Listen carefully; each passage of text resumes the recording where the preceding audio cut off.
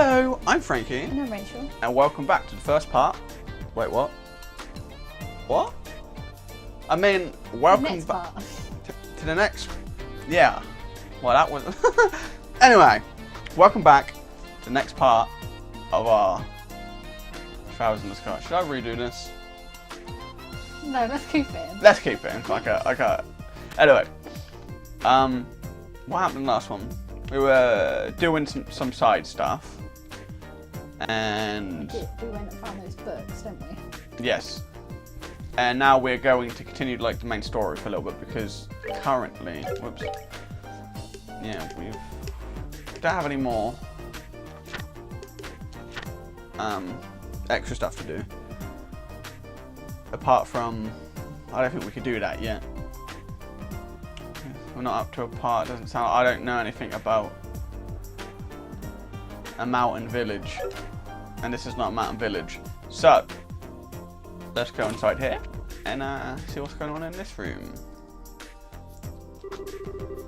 Supervisor Travis. Currently, the Orbital calculator is in poor condition. We can't seem to repair it no matter what we try. It seems to act up when we switch modes. Do you have any ideas to share with us? Let's see. A problem with mode changeover means that something's probably wrong with that memory. Have you run a full diagnostic on the memory core yet? It's saying the same thing. Maybe we weren't supposed to be in here. They're saying the same shit. Okay. It just really bugs me. I fix one thing and another thing pops up because of it. I'm never going to finish. Okay. This clearly wasn't where we were meant to go. We were wrong. Made arrangements with Zeiss to speak with the factory chief. Okay. Well. Where the hell was the factory chief? This is the 5th floor. 4th floor. Clinic, he's not in there because we were in there. Lab, he's not in the lab. I'm pretty sure we talked to everyone in here. Fuck it, let's use the stairs.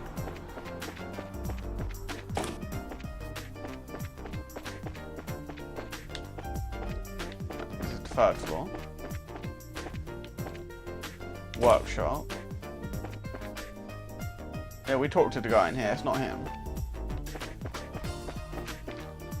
Design room. Pretty sure, yeah, we talked to everybody in here. Alright. 2nd floor.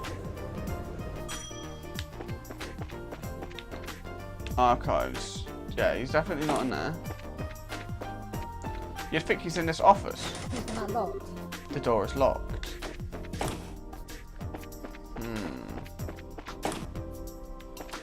Maybe I have to talk to the receptionist. Haha! Oh, you were the ones who've tipped tighter before, no? Welcome to the Central Factory. Can I help you? We are from the Bracer Guild. We'd like to meet with the factory head if we may. Estelle reached into her pouch, paused for dramatic effect, then flourished the introduction note to meet the factory chief. Joshua looked stoic and tried not to roll his eyes. I see. Just a moment, please. Hazel used the intercom, keeping one wary eye on Estelle all the while. Sir, I'm terribly sorry to bother you during your... Yes, sir. The people from the Bracer Guild are... Yes, sir, right away. Thank you for waiting. Factory Chief Murdoch will see you now. His office is upstairs on the 2nd floor. Nice, I didn't think he'd see us so quickly. Let's not keep him waiting. Why do I keep coughing suddenly? I need a drink.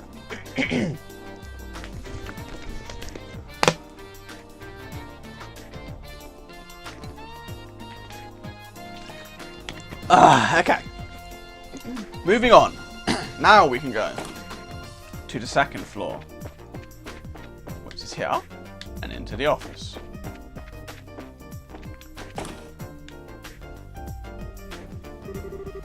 Hey, I've been waiting for you two. Estelle and Joshua, right? Yes. It's nice to meet you, sir. We're sorry to bother you at work like this. No, don't worry yourselves about that. The Bracer Guild, and Cassius in particular, have done a great deal for me in the past. It would be rude of me not to welcome his children. Huh? You know Dad? I guess you might say that. He was my benefactor. It's no exaggeration to say that the central factory produces the finest ornaments in the land. Naturally, the confrontations over our craft have never really stopped. Whenever we had a problem, we'd always contact the Roland branch and have him come over. I see. That explains all the business trips then. And now my benefactor's kids come to visit me themselves. So what can I do for you? I'm happy to help. Thanks, sir. It's kind of a long story. Just wanted to explain to Murdoch about the events surrounding the mysterious black ornament. I see. Well then. Would you mind if I had a look at this ornament? Sure, no problem. Estelle produced a black ornament and handed it to the factory chief. Now this certainly is an oddity. It's obviously made from modern materials, but the caliber isn't inscribed anywhere. Caliber? You mean the numbers that are carved into the ornament's frame? Exactly. It's almost unheard of for an ornament to be produced without them. That's not just in Liberl either. Most other nations on the continent are the same way. It's been a tradition dating back to when the ornaments were first invented, 50 years ago. Huh, you don't say. Estelle took out her combat ornament and eyeballed it suspiciously. You're right. There are numbers right there. Crazy. You mean to say that you've never noticed in all this time? Oh, you hush. But seriously, is it really that strange for one to have no caliber on it? It's pretty much a part of the production process, and that goes for any orbital factory. It's as if this one were a prototype or something. If so, I'd imagine it wasn't made to entertain at birthday parties, if you take my meaning. So, less with the sweet and awesome, more with the stabby hurry. Got it. Of course, I can't say for certain without looking inside. What is it? Bah, I can't find the maintenance cover. And now that I really look at it, it has no seams to it at all. How the hell was this thing made? I don't see any way to check out the inside of it. Oh man. Would it be possible to cut it open? That might work, yes. But I'd hate to just break something belonging to Cassius like that. Oh, okay. Maybe we should let that professor handle it. Oh right, the one mentioned in the note. Yeah, he should be able to tell us something. Huh? There was a note that was included with the ornament. Estelle showed Murdoch the note that was in the package for Cassius. Please ask Professor R to do an analysis. You wouldn't happen to know who this Professor R is, would you? Well, let me think. From the letter R and the people that Cassius knew, it must be Professor Russell. What a surprise. I know, right? I thought so. Who's Professor Russell? Now wait a second, how do you know this guy? I don't, but I know of him. He's known as the person who brought orbital technology to Liberl in the first place. Hey, you know your stuff. As I'm sure you know, ornaments were invented by Professor Epstein, and Professor Russell was one of his disciples. 40 years ago, he brought the ornaments and his knowledge back, and that's why Liberl is a technologically advanced nation. You might say that he was the father of the orbital revolution. Wow, now that is impressive. Man, I had no idea that Dad knew anyone like that. Even so, it worries me a little that you'll be letting the old handle this ornament. We have no idea. We have no idea what it is, really. Huh? Well, how to put this? For good or ill, he's a certified genius.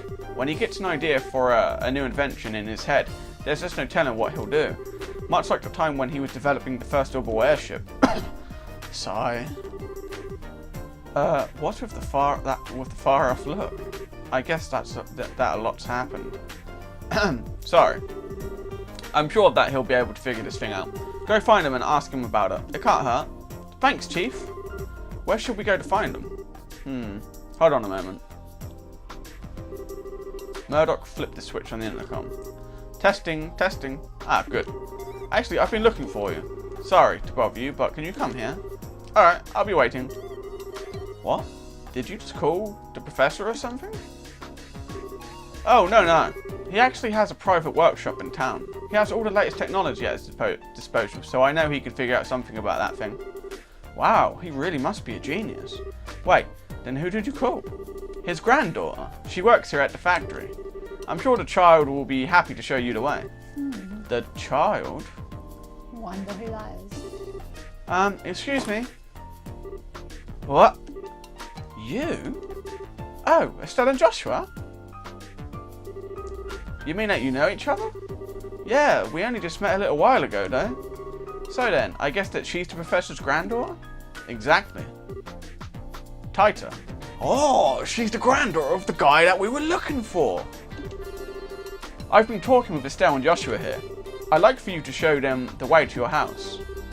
To see Grandpa? Okay, I will. I appreciate it. Ah, yes, if you learn anything new, I'd love it if you came back and told me. As an engineer, I'm extremely curious to know more about this. Sure thing. If you'll excuse us then. Hey, I didn't think you'd be coming. And you're even the granddaughter of the famous professor. It's no wonder you're so comfortable with ornaments. Hehe, oh, come on. I'm still just studying under my grandpa. Oh, by the way, do you brace up business with my grandpa? Well, sort of. The situation is kind of complicated. We can explain everything once we see your grandfather. Oh, okay. My house is in the southwest corner of town. Get off the escalator and go straight until you reach the south entrance. Then turn to the west and there it is. Got it. Well, let's get moving. Okay. Let's get moving. So we're going to the first floor.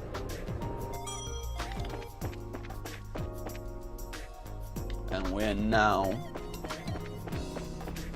Might as well make a pit stop in the Bracers Guild to see if there's any new assignments that's been put out. Nope, none. Well, I might as well hand in the ones that we've currently got then. So, Temp Librarian done. And that one done.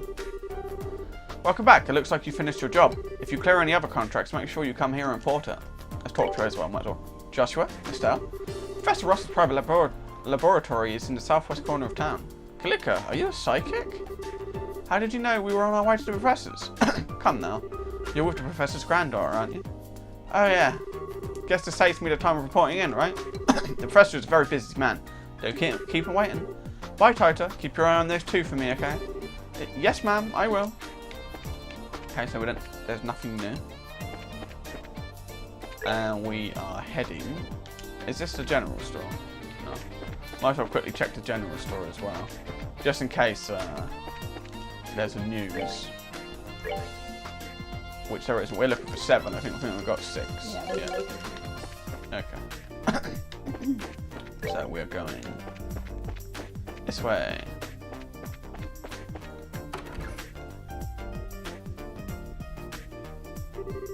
Hee, this is my house. Wow, nice place. Professor Russell was here? No, I think he's in the workshop. Through this door. We should go in and say hi then. It's not like we broke in earlier and looked around the whole house. No.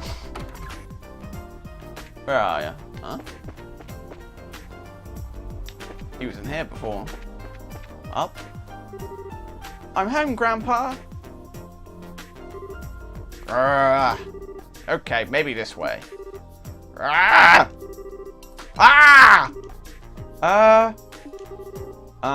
So this is the professor. Nice to meet you. My name is Estelle Bright of the Bracer Guild. We actually came to get your expert opinion on... Got it! Eek! I did it! It's finally complete! That's right. Who's the man? I'm the man! Yes, I should start testing it at once! Wow! What the hell? I'm sorry, Estelle. Grandpa kind of goes into a trance when he's working and he doesn't really notice what's going on around him. I think he just finished up on the device he's been working on for the past few days. Ah, I see. He really is something. Oh, he's something, alright. I'm so embarrassed. Right, let's go find this guy. Oh, now he's back where we saw him. Grandpa! There are some people here who need to talk to you. Hmm? Oh, Taita, you've come at just the right time. I need your help with compiling the data from these tests. But Grandpa, this new invention will actually block a biosensor orbit's detection faculties. It emits a unique orbital force field that deflects the energy that a biosensor sends out when it scans. Oh, really? Yes, really. Since when do I overstate my own accomplishments? Now, come on. We've got testing to do. Right! Professor Russell and Taita began working with some complex-looking equipment. Hey now.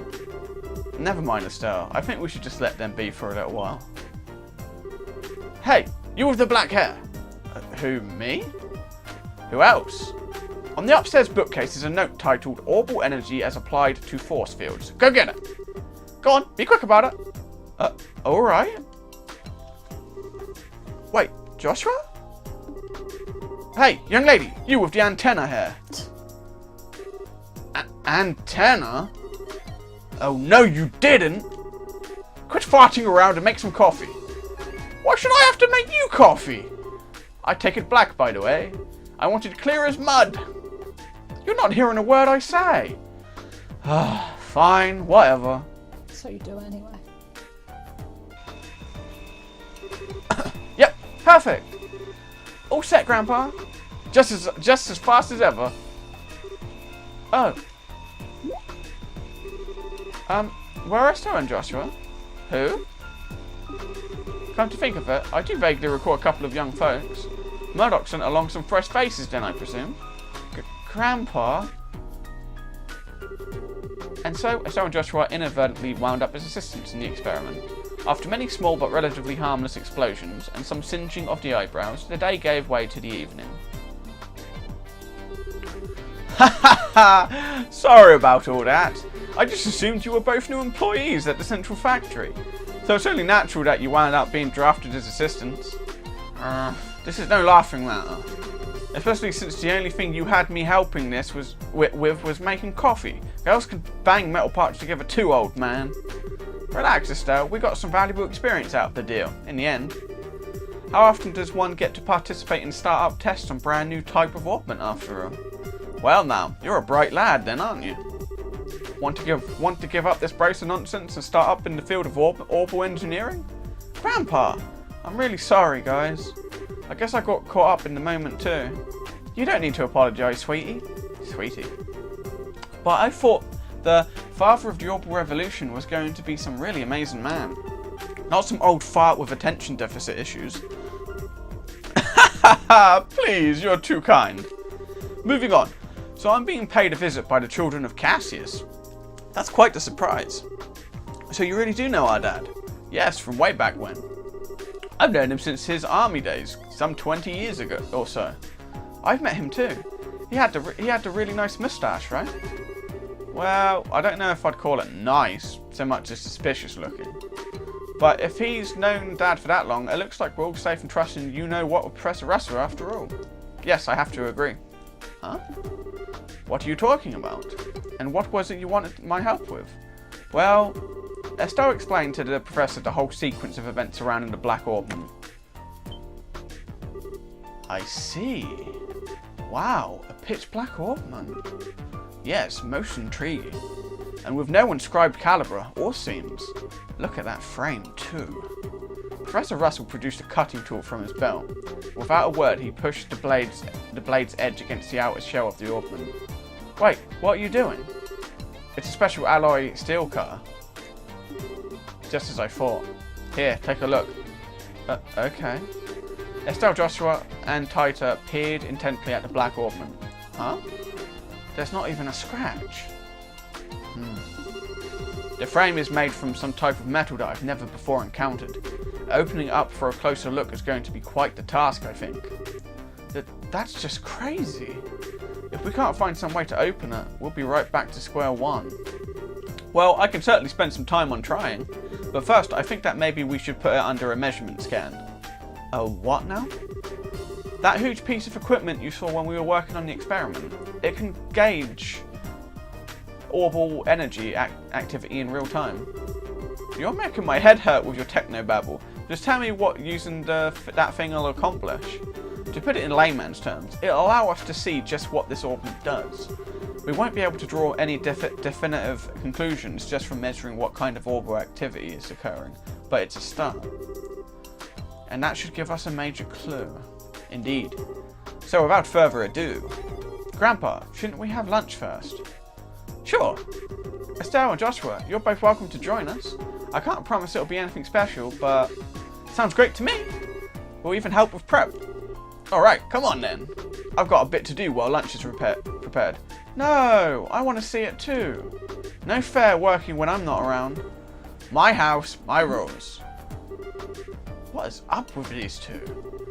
Now I see where she gets it.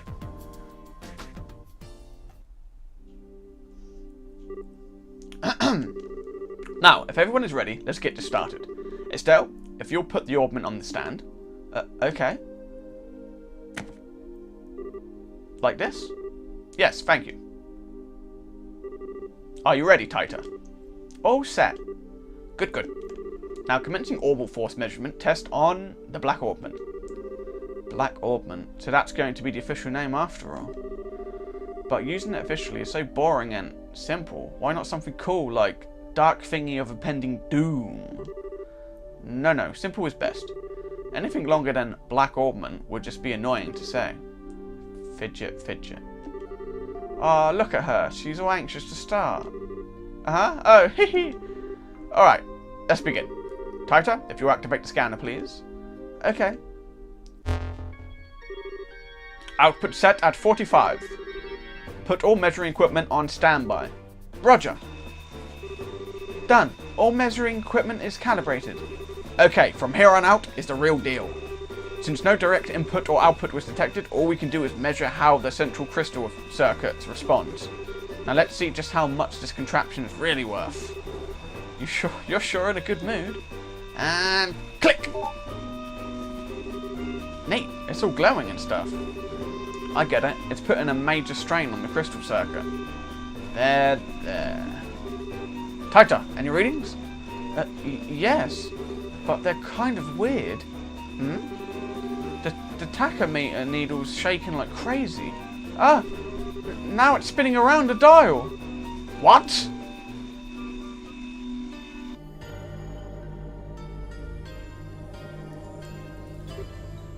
Eek! What's going on here? Joshua!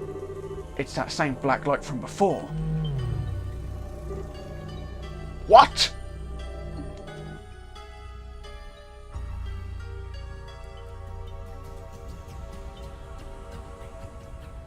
Oh dear. Power cut.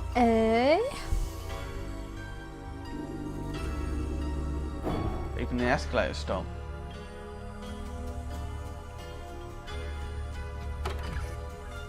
Everyone's just like, what the fuck is going on here?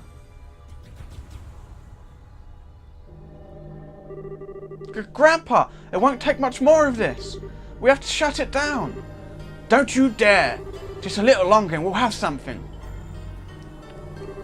Wait a second, all the lights in town are going out. Huh? What then? Bah! We have no choice then. Terminating the experiment.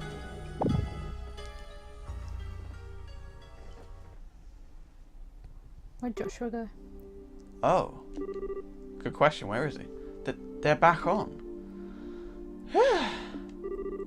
Let's see the readout. Nothing. It didn't record anything. And the only thing that kept working was a scanner on which the black orbment sat. But even that, well, as for everything else. Good. It looks like the experiment finished. How's it outside?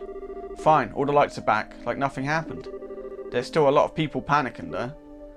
Okay. But just what the hell was all that? That was what I would dub the orbital shutdown phenomenon. The what down? You mean how everything inside all the orbments just stopped working at once? So the black orbment did this. Yes, I've no doubt. But I would never have dared to guess that its effect would be so extensive. There's definitely more to this than I expected. Interesting. Most interesting indeed. Only you would think causing a blackout over an entire city is interesting. Professor! Ah, Murdoch, just the man I wanted to see. The feeling is not mutual. Every single time you invent something, it means trouble for me. What the hell were you up to that would cause all of the power downtown to go out? How rude. It's not even my fault this time. See that there? That's the Black Orphan, and it caused this. Is that the... Okay, I get it. If that's the root of this, then it's genuine extenuating circumstances. But it still means that this was your fault! Ah, nuts, you got me. That's it? They're just okay again? Are they always like this? This is so embarrassing. And so, the first day in Zeiss kept everyone busy. Due to how late it was, Estelle and Joshua stayed at the lab for the night.